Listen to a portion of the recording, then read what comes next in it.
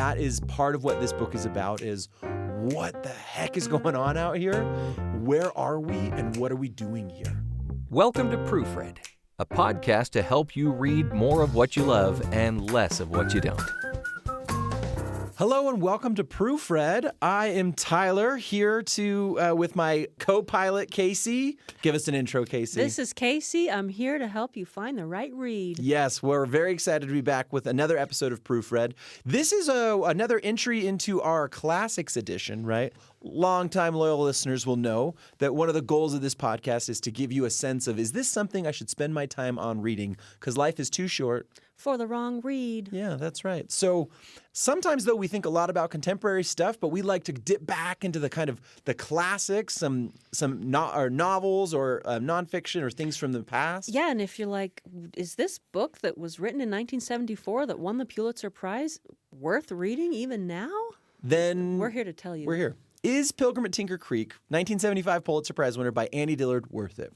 Now, I would say, contextualizing this is probably a book that a lot of book nerds have heard of, maybe not read. Does that? That fits with me perfectly. I am a book nerd. I had heard of it, and I hadn't read it. But I have now. And it has a reputation as, what would you say? It's a writerly book. Yeah, a writerly book. Mm-hmm. Good. Okay, so just to give you some background, Annie Dillard, a longtime writer at this point, has produced a lot of things, but this is her first book. And if you see pictures of Annie Dillard, they usually come from one of her later books where she kind of seems like a midlife woman with kind of she just looks like a middle-aged woman writing. Right. But this book is actually written by a very young Annie Dillard, right? Yeah. She says she was 27 when she started writing this book in 1974, and then it was published.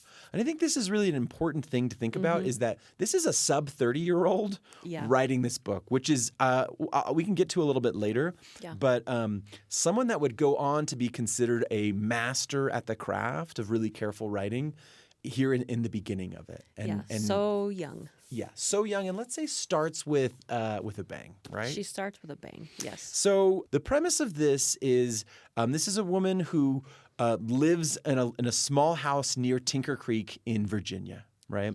Yep. And she just starts kind of writing, keeping a journal, taking notes, and just starts recording the things that she observes on her walkabouts about the creek and about the area roundabout. Yeah. Annie Dillard did, an English degree, and she wrote a master's thesis on Henry David Thoreau, who is my guy, right? He's my jam. Love him. My dissertation was on Thoreau. I'm like all about it, right? Mm-hmm. But it wasn't until recently that I picked up this book. Like we said before, we've heard of it. I knew this book was around. I'd read other Dillard things, but I'd never actually read this. And one of the things for me that was a joy was just seeing how many echoes this has with Walden and how much it's intentionally in that conversation. But I would say those of you who are like, Walden, hanging up, not listening to this episode anymore. Don't let that turn you away. This is not the economy chapter of Walden, not the beginning kind of like social critic Walden. This is the spring chapter of Walden. And if you already hung up when you heard the word Walden, you won't know what that means. Walden. Just don't even think about Walden. This is a sense of what we're looking for here is the wonder of the natural world. Yeah, exactly. And our place in it. And I'd say that is part of what this book is about, is what the heck is going on out here? Where are we and what are we doing here? So I think we're at our moment here. Are we ready for the big? Here it comes. Okay. 1, 2, 3, read. Oh, Kacy, thank you. I thought we might have to break up the pod based on this one. I'm in. We're going to start with you, Kacy. I'm in with Pilgrim at Tinker Creek. Okay, why? Why are you reading and this? I tell you that she's a naturalist, and something I think now from some of your couple of favorite books that you've recommended on this pod, I think you are too. I don't know about that. I think you are. Okay. The books you love have certain things in common. But anyway, we're talking about this one now. And I will just be completely honest that when I first started reading it, I thought she seemed pretentious. Mm-hmm. And I was like, ooh, what a fancy lady. She's it is very writerly, and it is a little pretentious. And I was like, It's lyrical. It's lyrical. But I will say that went away very quickly because it's so wonderful and it's so interesting. And the things she tells you are just so cool, which I want to give you some examples of. But the other thing I want to say is that the thing that's interesting about this, I looked up all the dates, and this woman, Annie Dillard, is the same age as my mom. Okay, so I kind of was imagining cool. how old she would be now, how Young old she is Kacy's mom. now, and then how she was. So in the 70s, she was, and I was thinking she was 25. I might have done the math wrong, but I also have a 25-year-old daughter now. And I was like, whoa, if my daughter wrote this, I mean, you could forgive a little of the pretension. And what's kind of fun in the afterword is that she is looking at this as a grown woman. So there's an she afterword looks written in back 99. on there's an afterword in 99 that's 20 years later, and she says, "Oh, I sure loved grand sentences, and it was never done. A sentence was never done until it was overdone." Yeah, it's a great And I was line. like, "That's so wonderful." And Yeah. she wrote this when she was aspiring and This was like her was a first Well, real, it is I'm gonna- writerly, yeah. and it's not so much that's distracting and you hate it. It's very good. And so that was like a little, I was like, how's this going to be? But I thought that was just delightful. But she says the same thing that I thought, where she's like, it was a bit much right at the beginning. But it's not off-putting because you immediately get into the things that she tells you. And it's also not boring, which I was like, this is going to be boring. But I'm going to be patient and I'm going to be like, yes, but I'm going to also appreciate thought nature. that, because And- nature writing is boring. Yes. Right? And you But think it's this more than sense of, nature writing. like, okay, tell me about the crab. All about right? this leaf. Yes, Like, tell me I about love the leaf. leaves too. Like, we've got to sit here for 15 minutes about how green it is. And the things that she includes, like the chapter about the things she learns about blind people who learn to see, and how that just influences the way she looks at the world. But another thing that's just like interesting, as she's out there and you're like, okay, here's going to be some poet wannabe describing the ripples in the water, and she's like talking about starlings and just mentions that, starlings were brought to America on a ship by this guy. He's a rich New Yorker whose hobby was to bring every bird mentioned by William Shakespeare to America, and he released them in Central Park. It's like, that's just so, I love that. Yeah. Like, again, it's not something you would Google or ever wonder the answer to. She brings in all these other really interesting things, and it is interesting, and I like it. Yeah. I also think one of the things that's important is recognizing that this is a theodicy. Like, she is thinking about, like, why things happen in this world. It's very spiritual. Yeah. There's this sense of, I mean, the questions that she asks, she keeps wanting to go is like, where are we? And I just love that. And she that starts is from a what's sense so of created. fascinating. We are created. Which I and love. Then It's she's so trying to make sense faith of promoting it. because I believe in the creator too. And sometimes when you're like naturalism, you're like into, how things just evolved and they kind of came to be this way. And so, but she's always imagining, what in the world sense of humor did this guy who made everything have? Yes. And it's so fun for her to think about the creator that like included these details. Like, Yes. who would think of that? Yeah. And it's so beautiful. And it's like, yes, Well, and I it- believe this too. And I love that it is all gesturing towards the kind of person that would have conceived of all of these ideas. It's so nice. I love it. And she's like thinking about like focus and attention, Oh, right? yeah. Like there's this whole point of Live right, intentionally. Live intentionally is kind of a big theme that we all know and hear a lot about. And this woman Yeah. shows you what that actually can She look does like. it in 2 words. And here are those 3 words. Spend the afternoon. You can't take it with you. Which is a Thoreauvian line. That Just is gonna say. to remind that and Yep. to like go on Yeah. talking about it. Yes. That when I read that, I was like, yeah, all this other stuff is just saying that, Yes. Spend your time here. I guess one of the things that's so gripping about this is it's like, is it really possible to be so excited and fascinated by just the creek side and by what's happening there? Like, to be that interested in what can be so mundane. And she wants to say, like, we forget how to be curious about all of these things. So you read this, and the process of reading this is developing like an aspiration to be as curious as this and to woman notice is. things. And it isn't, I'm not some great naturalist or something, but I do remember just staring at things outside and like always wishing I could see a walking stick. I've Yeah. never seen one in real life. Well, what Dillard would say is wait. I know. She explains how to see a deer and stuff like that. And when she was How explaining you see a deer, that, you wait. yeah, that's why it's like it isn't boring because I know just from my casual waiting for see if the hummingbirds are going to come to my Yeah. hummingbird feeder that like it is interesting and it is absorbing when you do watch or when Yeah. you do notice. Yeah. There's like a lot to see. And she also just describes it all so well. And like I said, it isn't all beautiful. I just keep thinking about the water bug. I want to go to that passage. I Is Googled that. Okay? Yeah, I wanted to see what that word. You didn't do it. Did you Google it? Oh, this is like the famous moment when I taught this past fall, and one of my students came in, and the first thing he said after reading the chapter on the water bug, he says, "Don't Google the water bug."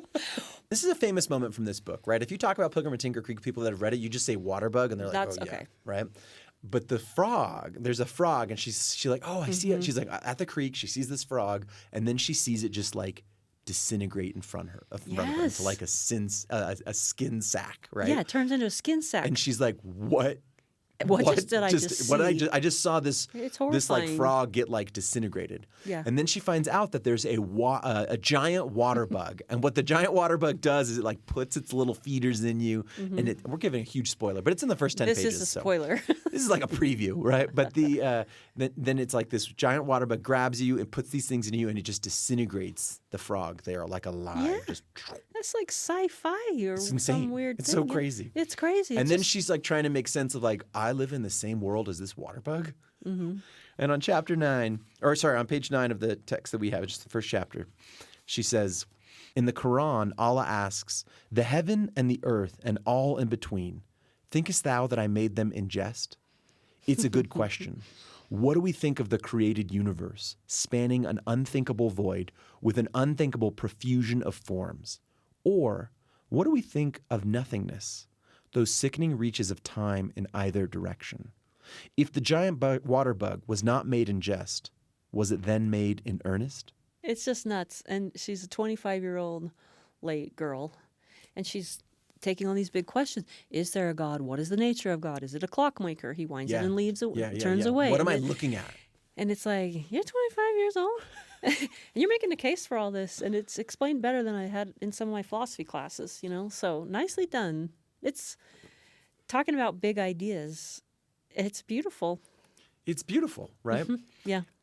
We say oftentimes read, and we're kind of doing now this breakdown of like why we should read. But if you were trying to explain to a friend, Kacy, about like why should I read this? Like maybe you had a friend who read this in college and they didn't like it at the start, and they were like, I don't know about this, right? Yeah. What do you think the real case for reading this book is? Yeah, I really think that you should give it another try if you read it and didn't like it. Or you don't have to read anything. No. But maybe you read it in As we know, college. Kacy will drop you after the first 5 will. words. But if you thought it was boring, or if you thought it's like so writerly, reading it is a great experience to have gone through. Yeah. It's beautiful. Yeah. And then it makes you remember to pay attention to things. I think that in my life right now, it's really easy for me to like distract myself. And not just like intentional living, but just from like confronting the depths on which this like you and I are here talking into microphones on a rock that is spinning, so fast, right? And are going around this sun, like the grandeur of the whole thing that we're doing. It's very easy to like push that away. It's too much. It's too much. It can be and overwhelming. I am like overwhelmed by the dishes. It's I know you don't overwhelming. have this problem, but the It dishes in is. my house, right? Like It is. I'm overwhelmed by very many things. and so it's really easy for me to seek escape into other things, right? Like I'm just going to watch this thing, or I'm going to read this other thing, or I'm going to entertain myself in some other way. And it is hard for me to say, I'm going to just like actually sit down for a minute and confront existence, right? And to not like have that either bore you or just like terrify you. And I think sometimes in my own like scripture study, I'm like a man of faith who will read scriptures. I sometimes am doing this. It's kind of this act of like, I want to commune with a higher power. I want to in my language, I would say I want to feel the spirit, right? Yeah, and it's kind of like, how do I? Yeah. Like, actually in practice. Yeah. How do I? And I think what this book did for me, and I think this would be my pitch for people to read it, is that it gives you an opportunity to, along with this writer, confront the mystery of existence for a minute and just think through it with her. And she says, there's a point where like a toddler, like when you're a baby, I'm sure the experience is like, what is happening, right? Like what's going on? But then you look at the confidence of like a 3-year-old, right? And they are the master of their domain and they're running around and they own their playroom and their living room, like they own that space, and they stop wondering about it because it's like, I know it and I recognize it, right?